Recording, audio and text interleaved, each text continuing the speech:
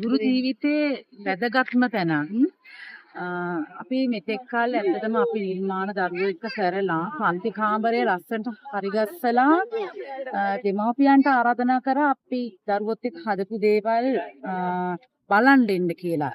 ඉතින් දැන් මෙතනදී මේ පාර අපි ලොකු වෙනසක් කරා. අපි ඒක පිට හැදුවා දරුවොත් එක්ක.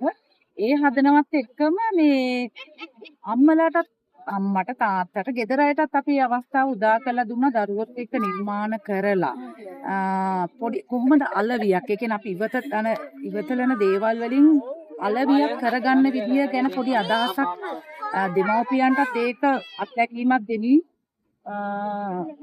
අපි ඒකට මඟ පෙන්වුවා. ඇත්තටම දැන් අද මේ නිර්මාණ දකින්නකොට මේ දරුවෝ දෙමව්පිය එකතු වෙලා මේ කරන මේ නිර්මාණ පොළ දැක්කාම අපි සාර්ථකයි කියලා ඇත්තටම හිතුණා. ඉතින් ගොඩාක් ස්තුතියි අපේ ප්‍රධාන වශයෙන්ම අපේ නායක ස්වාමීන් වහන්සේට, වන්දකිරි ස්වාමීන් වහන්සේට ගොඩාක් ස්තුතියි මේ මඟ පෙන්වීම. ඒ වගේම අපේ ප්‍රධානාචාර්යතුමිය නිරන්ති ගුරු මහත්මියට සහ මගේ සහෝදර ගුරු මහත්මියට මේ ගොඩාක් ස්තුතියි. මේ ඇත්තටම අපි කොහොම එකතු වෙලා කරපු ලස්සන දෙයක් කියලා කියන්න පුළුවන්.